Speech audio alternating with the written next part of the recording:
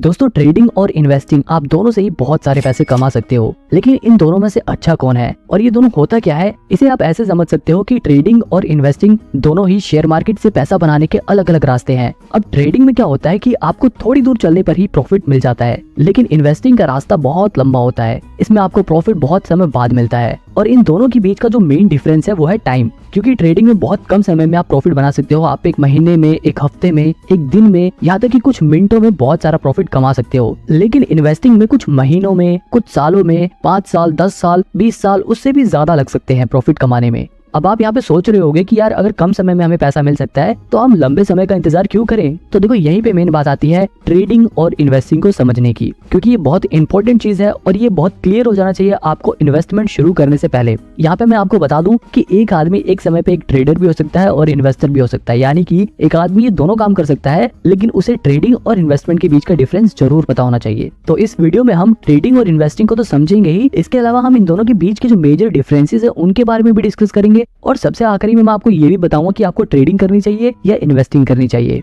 अब देखो सबसे पहले समझते हैं ट्रेडिंग और इन्वेस्टिंग के कॉन्सेप्ट को। इसे समझाने के लिए मैं आपको एक एग्जांपल देता हूँ। मान लो बाबूराव नाम का एक आदमी अपनी मोबाइल की दुकान खोलता है। उसकी दुकान बहुत बढ़िया चल रही थी, वो मार्केट से सस्ते दाम से मोबाइल लाता और अपनी दुकान पे बेचकर प्रॉफिट कमाता। उसका काम बढ़िया चल रहा था, लेकिन जब भी कुछ समय बाद उसकी दुकान के सामने एक और दुकान खुल जाती है तोतला सेठ की, और वो वही मोबाइल बाबूराव की दुकान से भी सस्ते दाम पर बेचने लग जाते हैं। मतलब कि बाबूराव जो फोन 10,000 में बेचते थे, वही फोन तोतला सेठ 9,000 में बेचने लगा। अब क्योंकि तोतला सेठ की दुकान पर मोबाइल सस्ते मिल रहे हैं तो लोग बाबूराव की दुकान पर क्यों खरीदेंगे। अब क्योंकि भैया बाबूराव के पास कस्टमर तो आ नहीं रहे थे, इसलिए वो बस दिन भर टीवी पे न्यूज ही देखता रहता। सारे ग्राहक तोतला सेठ के पास जाने लगे थे। जब भी वो टीवी में न्यूज देखता है कि जिस ब्रांड का मोबाइल वो लोग बेचते हैं वो मोबाइल चिप की शॉर्टेज की वजह से बनना बंद हो गए हैं। अब यहाँ पर बाबूराव के दिमाग में आइडिया आता है, क्योंकि मोबाइल की डिमांड तो लोगों में बहुत ज्यादा है, लेकिन मैन्युफैक्चरिंग ना होने की वजह से अब उसकी सप्लाई बंद हो जाएगी। अब यहाँ पर देखो बाबूराव दो काम कर सकता है। पहला ऑप्शन ये है कि वो रोज सवेरे उठते ही सबसे पहले तोतला सेठ की दुकान पर जाकर उसके सारे फोन 9,000 में खरीद ले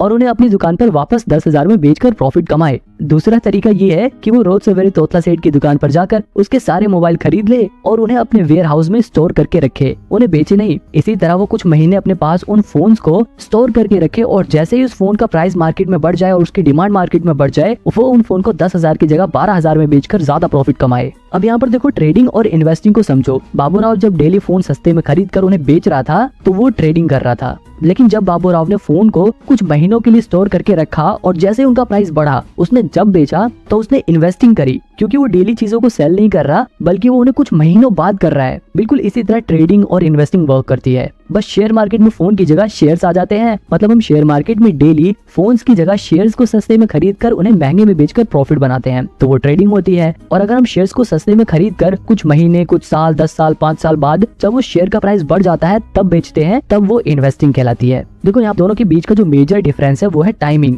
आई होप अब आपको ट्रेडिंग और इन्वेस्टिंग का कॉन्सेप्ट समझ आ गया होगा, अगर नहीं आया तो आपको आगे जरूर आ जाएगा। अब देखो इन्वेस्टिंग में क्या होता है, लोग अच्छी कंपनियों के शेयर ढूंढते हैं और जैसे ही उन्हें कोई ऐसी कंपनी मिलती है जो फ्यूचर में अच्छा खासा प्रॉफिट जनरेट करेगी, अच्छा परफॉर्म करेगी, वो उस कंपनी के ऊपर फंडामेंटल रिसर्च करते हैं और ये पता लगाते हैं कि क्या ये कंपनी इन्वेस्ट करने लायक है या नहीं, क्या इस कंपनी में अगर हम पैसे लगाएंगे तो बढ़ेंगे या नहीं बढ़ेंगे। अगर उन्हें उनके इन सवालों के जवाब मिल जाते हैं तो वो उस कंपनी में अपना पैसा लगा देते हैं, और वो कंपनियां इन इन्वेस्टर्स के पैसों को लेकर अपने नए प्रोडक्ट लॉन्च करती हैं, अपने बिजनेस को और बड़ा करती हैं, नए एम्प्लॉइज को हायर करती हैं ताकि उनकी प्रोडक्शन बढ़ सके, ताकि वो लोग ज्यादा प्रोडक्ट्स को बना सके और ज्यादा चीजें बेचकर ज्यादा मुनाफा कमा सके। और जब उनको ज्यादा मुनाफा होता है तो वो अपने इन्वेस्टर को खुश करने के लिए उस मुनाफे में से थोड़ा थोड़ा हिस्सा दे देते हैं। इस छोटे छोटे हिस्से को ही डिविडेंड बोलते हैं, क्योंकि देखो इन्वेस्टर जो होता है वो लॉन्ग टर्म के लिए इन्वेस्ट करता है, तो उसे आखिरी में जो रिवॉर्ड मिलता है वो तो मिलता ही है, लेकिन कंपनियां बीच बीच में थोड़ा थोड़ा डिविडेंड देकर, थोड़ा थोड़ा प्रॉफिट का हिस्सा देकर अपने इन्वेस्टर को खुश करती रहती है। मतलब एक इन्वेस्टर को लॉन्ग टर्म में तो बहुत ज्यादा प्रॉफिट होता ही है, लेकिन उसको बीच बीच में थोड़ा थोड़ा डिविडेंड भी मिलता रहता है, जो उसके लिए एक अर्निंग का काम करती है।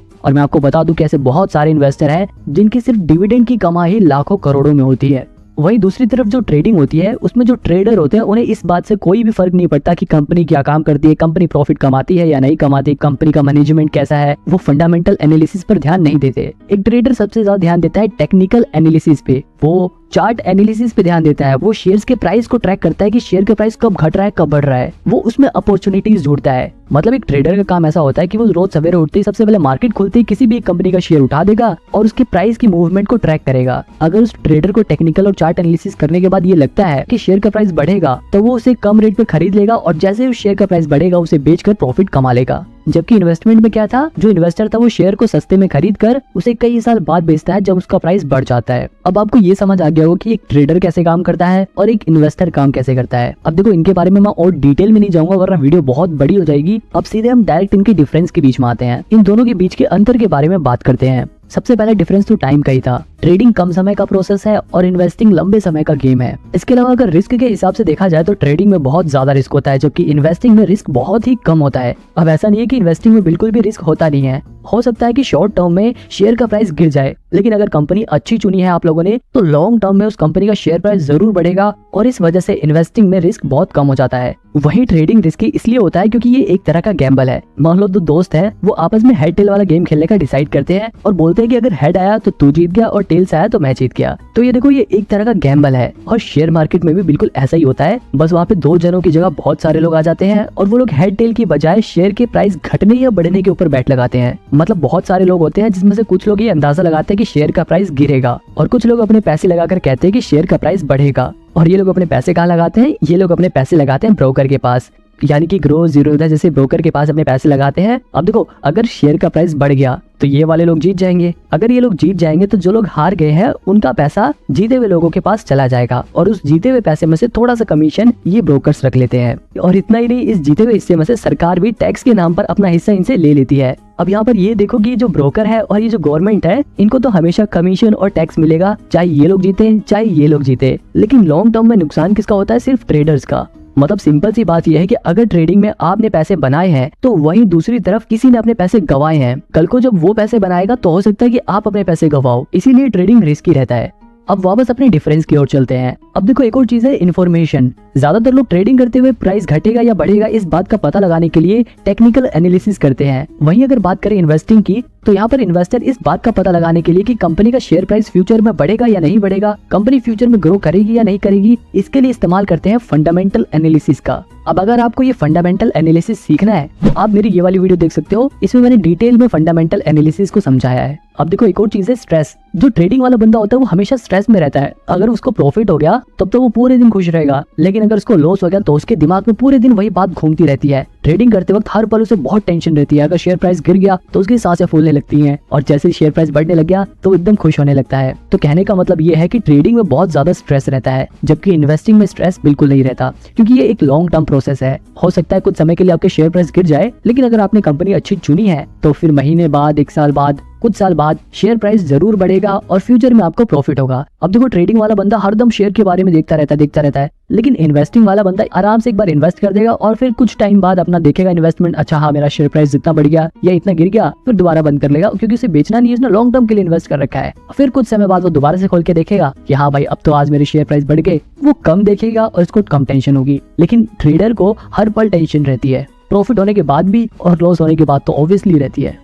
एक और सवाल है कि ट्रेडिंग में ज्यादा पैसे हैं या इन्वेस्टिंग में। अब देखो इस सवाल का जवाब बड़ा ही मुश्किल है, क्योंकि ट्रेडिंग में आप बहुत कम समय में बहुत ज्यादा पैसा कमा सकते हो, लेकिन इन्वेस्टिंग में आप ज्यादा समय में इतना ज्यादा प्रॉफिट कमा सकते हो कि कोई सोच भी नहीं सकता। क्योंकि इन्वेस्टिंग में कंपाउंडिंग अपना असर दिखाती है और पैसा बढ़ते बढ़ते बढ़ते बहुत ज्यादा बढ़ जाता है। वही अगर ट्रेडिंग की बात करें तो ट्रेडिंग में एक प्लस पॉइंट ये है कि आप ट्रेडिंग को कम पैसे में भी कर सकते हो, यानी कि आप कम पैसा लगाकर भी प्रॉफिट जनरेट कर सकते हो। लेकिन अगर इन्वेस्टिंग की बात करें तो सिर्फ आप 1000-2000 लगा के बहुत सारा पैसा कमा नहीं सकते। आप ट्रेडिंग में 1000-2000 लगाकर 5-10 हजार रुपए का मुनाफा कमा सकते हो, लेकिन जैसे कि मैंने बताया था कि रिस्क यहाँ पे ज्यादा होता है। ट्रेडिंग में आपके ये भी चांसेस है कि आप अपने 1000-2000 रुपए गवा दो, लेकिन इन्वेस्टिंग में आपके 1000-2000 रुपए कुछ कम हो सकते हैं। अगर आपने बिल्कुल ही खराब कंपनी चुन ली तो हो सकता है कि आपके पैसे कुछ कम हो जाए, लेकिन पूरे कभी खत्म नहीं होंगे। बहुत ज्यादा गिरने लग गए तो आप उसे बेच सकते हो। तो मतलब ट्रेडिंग बहुत ज्यादा रिस्की है, लेकिन आप ट्रेडिंग में कम पैसे से भी ज्यादा पैसा कमा सकते हो। बात करें एक्सपेंस की, अगर आप ट्रेडिंग करते हो तो आपको ज्यादा चार्जेस देने पड़ेंगे, लेकिन अगर आप इन्वेस्टिंग करते हो, आप डिलीवरी में शेयर्स को खरीदते हो तो आपको ब्रोकरेज कम देना पड़ेगा, यानी कि कम चार्जेस देने पड़ेंगे। जैसे कि मैंने आपको ऊपर वाले एग्जांपल में बताया था कि लोग ट्रेडिंग में बहुत सारी ट्रांजैक्शन करते हैं, इसलिए उनके ऊपर चार्जेस लगकर बहुत ज्यादा चार्जेस हो जाते हैं। लेकिन इन्वेस्टिंग में लोग एक बार शेयर खरीद लेते हैं तो उसे कई सालों बाद बेचते हैं, इसलिए उसके ऊपर चार्जेस बहुत कम लगते हैं। अगर लर्निंग की बात करें कि आप लोग ट्रेडिंग जल्दी सीख सकते हो या इन्वेस्टिंग जल्दी सीख सकते हो, अब देखो ये दोनों ही बड़ी कॉम्प्लेक्स चीजें हैं, पर मेरा ऐसा मानना है कि इन्वेस्टिंग सीखना ज्यादा आसान है एज कम्पेयर टू ट्रेडिंग, क्योंकि ट्रेडिंग बहुत ही रिस्की है। ट्रेडिंग में जो प्रोफेशनल लोग होते हैं सिर्फ वही पैसा बना पाते हैं, और जो नए लोग होते हैं वो उनमें से 90% लोग अपना 90% पैसा 90 दिनों के अंदर ही गवा देते हैं। अब अगर ब्रोकरेज चार्जेस की बात करें तो चाहे ट्रेडिंग हो या इन्वेस्टिंग हो, दोनों में ही जो ब्रोकरेज चार्जेस होते हैं वो हर ब्रोकर अपने हिसाब से अलग अलग चार्ज करता है। अगर बात करें ट्रेडिंग की तो यहाँ पर ब्रोकरेज चार्जेस 0.03% से लेकर मैक्सिमम 20 रुपीज पर ट्रांजैक्शन होता है ज्यादातर ब्रोकर्स का। इसके अलावा एम स्टॉक जैसे कुछ ब्रोकर तो ऐसे भी हैं जिनके पास 1000 रुपए से लेकर 2000 रुपए तक का प्लान होता है, जिन्हें खरीदने पर आपका लाइफ टाइम ब्रोकरेज चार्जेस नहीं लगेगा। लेकिन यहाँ पर ध्यान देने वाली बात यह है कि सिर्फ ब्रोकरेज चार्जेस नहीं लगेगा। इसी तरह अगर आप इन्वेस्टमेंट करते हो यानी कि डिलीवरी में शेयर्स को खरीदते हो तो वहां पर भी जो ब्रोकरेज चार्जेस होता है वो 0.003% से लेकर 20 रुपीज मैक्सिमम पर ट्रांजैक्शन होता है। हालांकि डिलीवरी में भी जीरो था, जैसे कुछ ब्रोकर ऐसे हैं जो एक भी रुपए ब्रोकरेज चार्जेस नहीं लेते, लेकिन इन ब्रोकर्स के पास आपको लगभग 300-350 रुपए अकाउंट मेंटेनेंस चार्जेस देने होते हैं हर साल। ये सब तो ब्रोकरेज चार्जेस थे जो ब्रोकर्स चार्ज करते हैं, लेकिन इसके अलावा गवर्नमेंट भी प्रॉफिट में से अपना टैक्स डिडक्ट करती है। अगर बात करें सिर्फ ट्रेडिंग की तो ट्रेडिंग पे जो प्रॉफिट होता है उस पर लगभग 28% टैक्स देना पड़ता है। वहीं अगर बात करें इन्वेस्टमेंट की, यानी कि अगर हमें लॉन्ग टर्म कैपिटल गेन होता है तो उस पर हमें 20% टैक्स देना पड़ता है। आप में से कुछ लोगों के दिमाग में डाउट होगा कि हम ट्रेडिंग या फिर इन्वेस्टमेंट कम से कम कितने रुपए से स्टार्ट कर सकते हैं। तो देखो, आप मिनिमम 100 रुपए से ट्रेडिंग और इन्वेस्टमेंट दोनों ही स्टार्ट कर सकते हो। ट्रेडिंग में आप अपना पैसा फ्यूचर एंड ऑप्शंस में लगा सकते हो, इंट्राडे ट्रेडिंग में लगा सकते हो। इन्वेस्टिंग में आप डायरेक्ट कंपनी के शेयर्स में अपना पैसा लगा सकते हो या फिर म्यूचुअल फंड के जरिए इन्वेस्ट कर सकते हो। अब देखो, यहाँ पर एक और चीज जो ध्यान देने वाली है, अगर आप ट्रेडिंग करना चाहते हो, अगर आप फ्यूचर एंड ऑप्शंस में इन्वेस्ट करना चाहते हो तो इसके लिए आपके पास इनकम स्टेटमेंट होना जरूरी है, जबकि ट्रेडिंग में आपको इनकम स्टेटमेंट की कोई जरूरत नहीं होती। बस आप अपना डीमेट अकाउंट खुलवाओ और इन्वेस्ट करना स्टार्ट कर दो। ट्रेडिंग और इन्वेस्टिंग की बात यहीं पर खत्म करते हैं और मेन सवाल का जवाब जानते हैं कि आखिर आपको क्या करना चाहिए, आपको ट्रेडिंग करनी चाहिए या इन्वेस्टिंग करना चाहिए। अब देखो, आपको मैं यहाँ पे बिल्कुल साफ साफ बता दूं, अगर आप अभी बिल्कुल नए नए शेयर मार्केट के बारे में सीख रहे हो तब तो बिल्कुल भी ट्रेडिंग की तरफ मत जाना। कभी आप ऐसा सोचो कि आप 1000-2000 रुपए लगा के उसे 5-10 हजार रुपए बना लोगे और फिर 5-10 हजार को 1 लाख करोगे और फिर 1 लाख को 1 करोड़, ऐसे करके आप बहुत सारे पैसे कमा लोगे। ऐसा नहीं होता। अगर आप बिल्कुल नए नए शेयर मार्केट में आए हो, पहली बारी बेशक आप कुछ पैसे बना लो, लेकिन उसके बाद आप अपने पैसे जरूर गवाओगे और वहीं पर आप डीमोटिवेट हो जाओगे। तो इसलिए पहले शेयर मार्केट्स के बेसिक्स को सीखो। इन्वेस्टिंग के जरिए आप डिलीवरी में शेयर्स को खरीदो, उनकी मूवमेंट को ट्रैक करो। आपको धीरे धीरे जब एक्सपीरियंस होने लगेगा, आपको धीरे धीरे जब ये पता लगने लग जाएगा कि शेयर मार्केट कैसे वर्क करता है, तब आप धीरे धीरे अपना ट्रेडिंग में कदम रख सकते हो। लेकिन एकदम से ही ट्रेडिंग मत करने लग जाना। यहाँ पर आप ये ध्यान रखना कि जब आप ट्रेडिंग सीख रहे हो तो उस समय ज्यादा पैसे नहीं लगाने आपको ट्रेडिंग में, आपको कम पैसे से शुरुआत करनी है और जैसे जैसे आपका एक्सपीरियंस बढ़े वैसे वैसे आप अपने पैसे बढ़ा सकते हो। यहाँ पर एक और बात ध्यान देने वाली है कि शुरुआत में जब आप ट्रेडिंग सीख रहे हो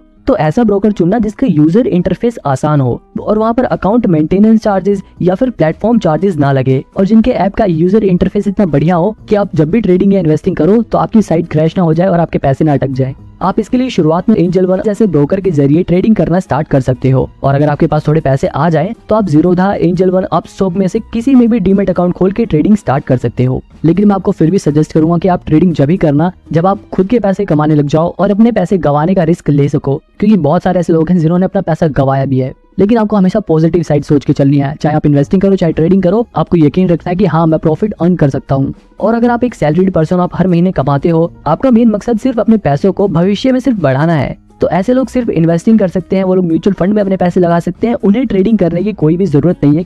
अब इन सभी ब्रोकर के बारे में डिटेल में जानने के लिए आप मेरी ये वाली वीडियो देख सकते हो।